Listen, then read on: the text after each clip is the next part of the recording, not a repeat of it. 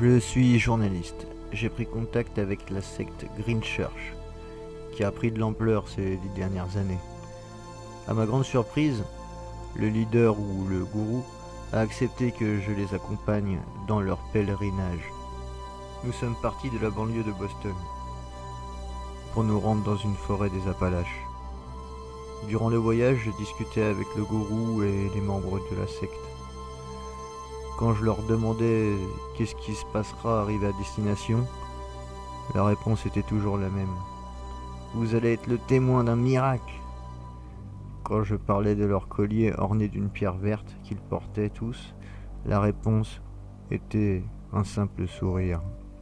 Après plusieurs journées de marche, de nuits de camping à la belle étoile, et de centaines de membres qui ont rejoint le groupe au fil du pèlerinage, nous sommes arrivés à la lisière d'une immense forêt.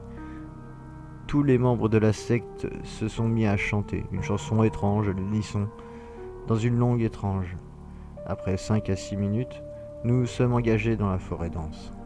Après environ 10 minutes à esquiver les racines au sol et se faufiler entre les troncs, une vieille route à moitié recouverte de végétation nous est apparue. Le gourou du groupe écarta les feuillages d'un haut buisson pour révéler un panneau sur lequel était écrit « Welcome to Greenstone ». Un enthousiaste sourire apparut sur le visage de tous les membres de la secte. Après quelques minutes à suivre la route, nous sommes arrivés à une petite ville, Greenstone. La localité était en ruine et paraissait abandonnée. À ma grande surprise, les bâtiments du village n'étaient pas recouverts de végétation, malgré la forêt qui l'entourait. Nous nous sommes avancés jusqu'à la place centrale de Greenstone. Sur la place se trouvait une immense roche verte. Les adeptes ont commencé à chanter quelque chose dans une langue inconnue. L'immense rocher s'est mis à dégager de la chaleur et une lumière intense, tel un flash aveuglant. Les personnes hurlaient pendant les 3 ou 4 minutes d'aveuglement. Quand j'ai retrouvé la vue, j'ai remarqué des excroissances vertes à plusieurs endroits des corps des adeptes. J'ai vérifié mon corps, mais il n'y avait rien. 30 secondes après, les personnes ont commencé à s'attaquer et s'entretuer, à main nue ou avec des cailloux qu'ils ramassaient par terre. Dans le chaos ambiant, j'ai couru vers la forêt.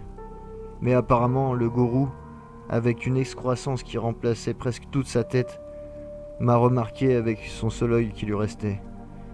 Il m'a couru après. Mais par chance, quand je suis arrivé à la lisière de la forêt, il s'est fait plaquer par un autre membre de la secte. J'ai couru dans la végétation. Arrivé au bout, j'ai repris mon souffle. Quand j'ai retrouvé la civilisation, la police ne m'a pas cru. Mais j'ai fait mon boulot de journaliste en créant cet article.